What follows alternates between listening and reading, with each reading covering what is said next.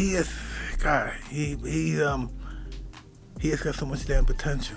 He definitely does. He's got so much potential. But he comes back from every fight that he's had better, you know? I mean, when one of the most impressive ones was he knocked out Klitschko.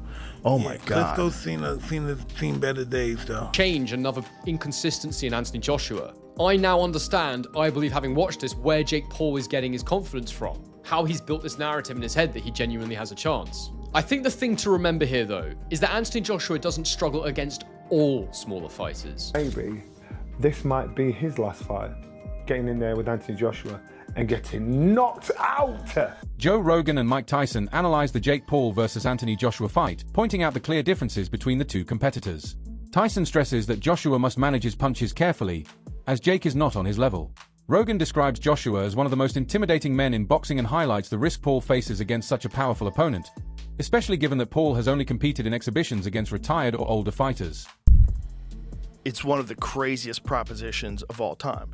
You take a guy who just had a boxing match that looks like a sparring match with a 58-year-old Mike Tyson, and then you're going to fight one of the absolute scariest knockout artists in the heavyweight division.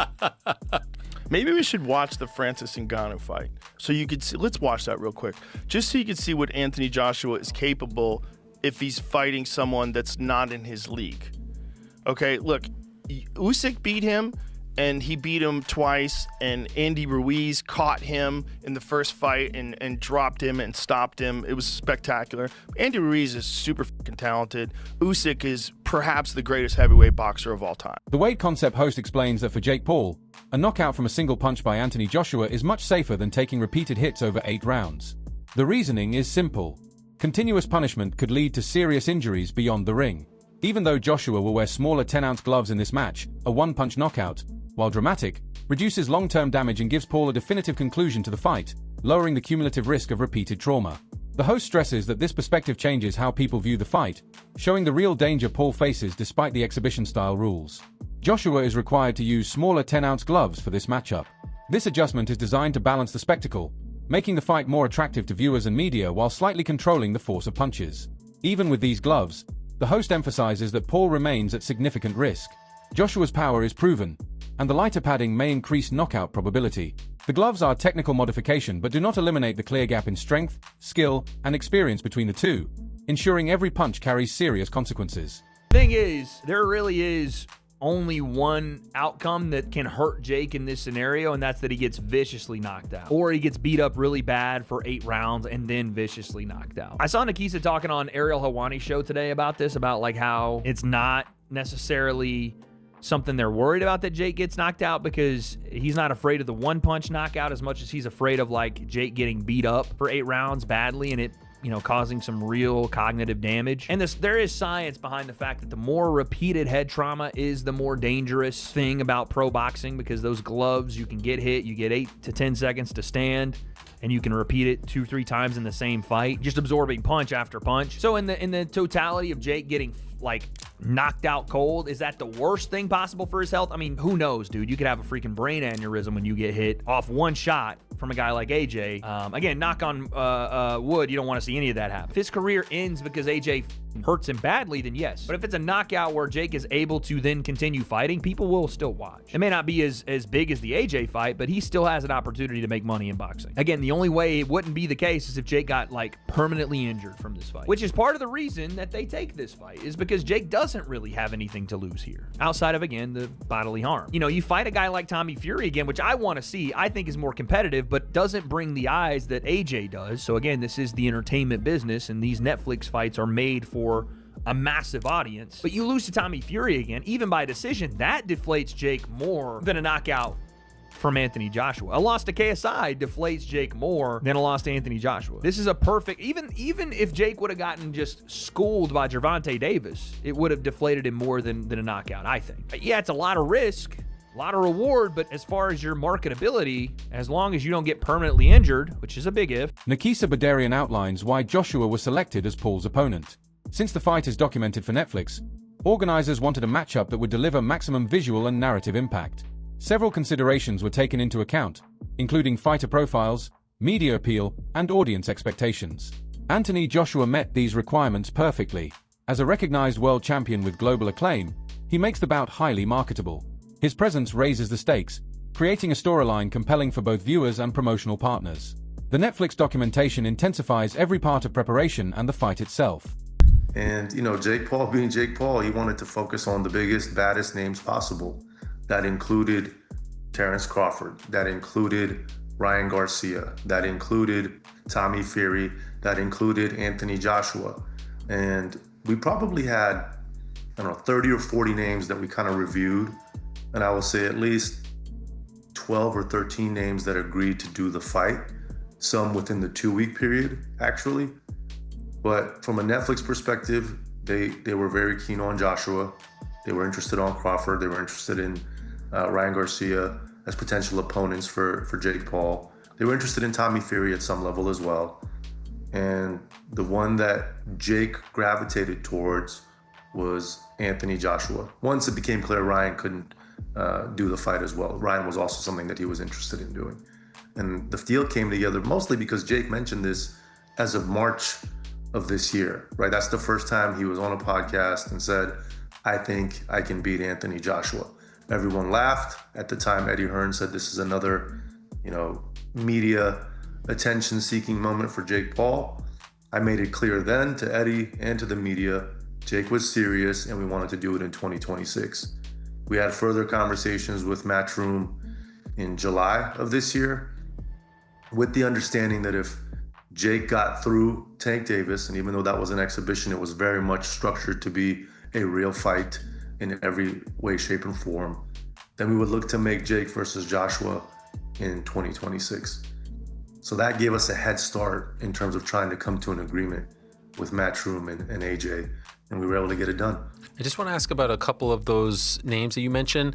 Garcia's interesting because a day or so later, Oscar De La Hoya said, he's a DAZN fighter, this ain't happening, and of course we know there's no bigger DAZN name than Anthony Joshua. Ryan Garcia comments on the potentially life-altering consequences for Jake Paul if he loses.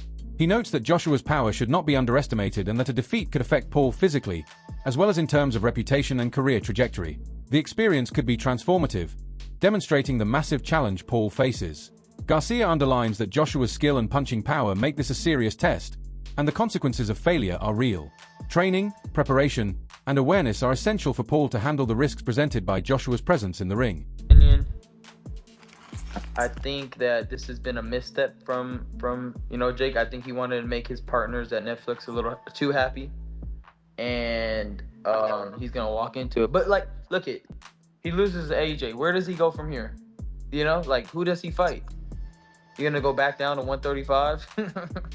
The problem is not that he loses to AJ. The problem is the way he's gonna lose to AJ might be life changing. Right. So that's the real issue. It can be life changing in many ways, right? Physically. Yeah. See what he did in Nagano. It's like, but then again, if he gets knocked out, he gets knocked out. Nobody really expects anything. Frank Martin points out that although the fight comes with significant financial rewards, it remains an extremely tough challenge for Jake Paul. Money alone does not offset the risk, and Paul should have carefully evaluated the dangers before committing. Martin stresses that this is more than a money fight. The stakes are genuine and the physical challenge is considerable. Paul faces a seasoned and powerful opponent whose elite boxing experience cannot be matched by any promotional hype or celebrity appeal. The financial incentive is high, but the physical and reputational risks are undeniable. I consider Jake now, I wouldn't consider him like a YouTube fighter no more. I feel like he put in the time. He gotten better throughout all his fights. He done got better throughout all those fights, But it's still when you fighting fighters who actually done it for their life, their whole life, it's a little different. If that fight happened, it'll be a good money fight. But that's a tough task for, Jake going to get that big ass heavyweight AJ. I know AJ personally, so that's a tough task, and that motherfucker could punch. Johnny Nelson remarks that this fight could signify the conclusion of Jake Paul's active boxing career if he gets knocked out. Paul has evolved into a major revenue source for top fighters like Joshua, frequently providing large financial incentives to arrange matches.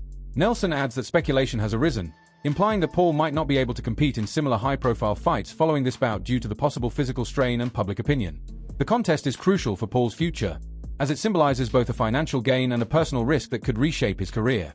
For AJ, I'm stuck in between, because nobody on this green earth would actually turn down 50, 60 million to fight Jake Paul. And people that don't like this will probably watch it because they want to see Jake Paul getting knocked out. So what does it say about AJ and what does it say about Jake Paul? I think I was thinking upside down. For AJ, I thought, my man's cashing out. He's cashing out because he's going down this mimic line. But I thought, in reality, is he? Realistically, he's thinking, you know what, this big mouth YouTuber stroke boxer has the cheek to call me out. I'd be pissed off at that, if I'm honest with you. I'd be upset if I was AJ, thinking, that's disrespect, man. You think you can deal with me? But he didn't. AJ was jovial and he commended Jake Paul's business acumen, saying, we've sat down, the deal's been done. But still, it just leaves an odd taste in your mouth. So as long as AJ gets the job done, and I mean gets the job done, shows his world-class pedigree, and wipes this boy out, then everybody's happy. But how does it enhance his career? The only way it enhances his career is financially. That's it. No other way. There's no props from beating Jake Paul, apart from saying, thank God you shut him up. For Jake Paul now, I got to give this boy props, because he now has our attention and the whole world is talking about Jake Paul. I want to say a big thanks to our sponsors, Bet Goodwin, for supporting That Boxing Show. Now, if you're interested in having a little flutter, or as I call it after my dad, Benji's Bets, Bet Goodwin's the place to be. Check out Bet Goodwin using the QR code on the screen. I'm probably all right. I'm probably 90% thinking the fight's going to happen. But I'm struggling. I'm thinking, this boy can't be so stupid. But then you hear a whisper. You hear a whisper that Jake Paul himself might be cashing out, because the big purses that he's pulling, fighting these has-beens or ex-fighters, they're dropping slowly but surely. So maybe, just maybe, this might be his last fight, getting in there with Anthony Joshua and getting knocked out. But there's always that conspiracy theory. Are there some contract agreements that can and cannot be done, which will never see the light of day, that we don't know about? Well, if you're an ex-fighter and if you like the fight game, you'll see fake. You'll know fake when you see it. So if there's any of that fakery going on with this, pulling a shot, taking it easy, giving man a bit of a breather, especially coming from AJ, I'd be disappointed, because AJ's brand alone, he doesn't need Jake Paul. Anthony Joshua has publicly addressed Francis Ngannou's choice not to face Jake Paul. Joshua called the decision unwise, noting that fighters rarely encounter such lucrative chances, and turning them down may not serve their best interest. CHA Sorn agrees, saying that Ngannou should have accepted the fight. There was minimal downside to participating, and it offered an opportunity to earn financially while gaining visibility. Joshua's remarks stress the strategic consideration in accepting or rejecting bouts and the importance of recognizing uncommon opportunities in professional boxing. Ngannou does not take the fight against Jake Paul. Anthony Joshua takes the fight against Jake Paul. Anthony Joshua at the press conference gets asked his opinion of Francis not taking the fight against Jake Paul. And Joshua's like, he's an idiot. He's an idiot. There is no reason for him to not take this match. I cannot be and am not mad at Francis. I can't be. Like rules would preclude me from being upset with Francis. I'm not a big Francis fan. Francis fan. I'm not a Francis supporter. So I want to hurt Francis. I want to do something to hurt him. Well, his own actions took $10 million out of his bank account, of which, by the way, could use $10 million. So I can't be mad at him. If I teased him and by God, get in there and he go, oh my gosh, I heard Chael and I heard from all the Eagles and what was I thinking? And Joshua's out and this is my chance of redemption. Hey, put me in, Jake. That would then help him. That would be positive for Francis. That would create envy as well as jealousy from outside observers like me. But I will tell you, trying to break down and understand how we got to this conclusion is mind-boggling. You ever met a writer? Your whole life, have you ever met a writer? Maybe went to college for it and they're a writer.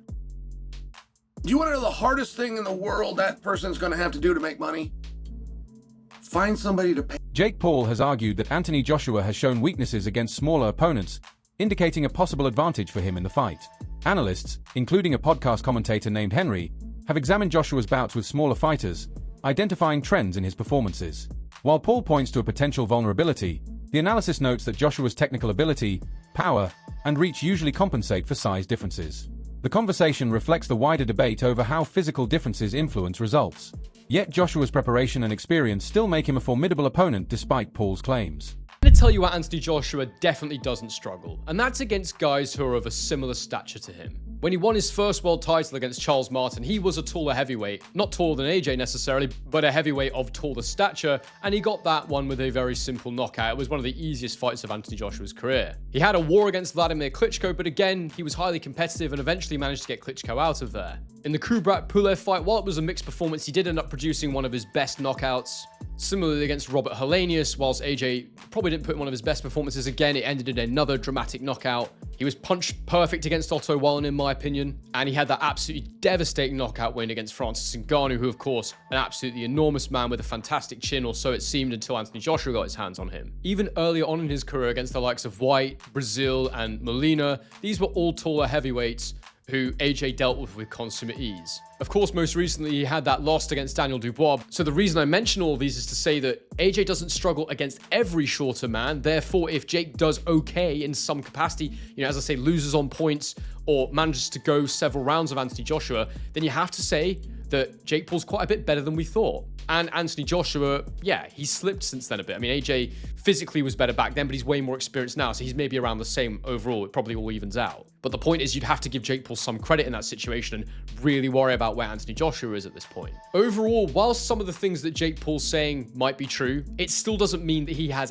any hope in hell of winning this fight. I still fully expect Anthony Joshua to deal with him within a couple of rounds. Now look, to most people it'll be a loss to Anthony Joshua if he doesn't even finish him in round one. But the reality is, I understand in boxing that someone can move and can survive for periods of time. It might be that Jake Paul runs. If he does that, then yeah, I could see how he... The fight attracts attention because it is one of the most lopsided matchups in recent boxing history. While Paul may hold advantages in youth and energy, these traits cannot close the gap in professional experience, strategy, and ring intelligence. Observers highlight that the bout will entertain fans but strongly favors Joshua regarding skill, strength, and technique. Jake Paul's career has been built through social media fame, exhibitions, and select high-profile fights. Facing Joshua marks another stage in that path, offering both money and recognition. Experts stress that chances like this are rare, and while Paul brings personality and hype, he confronts a far more skilled and seasoned boxer. The matchup tests Paul's readiness for elite professional challenges, revealing the divide between promotion and technical boxing ability. That concludes today's video. Stay connected. Until next.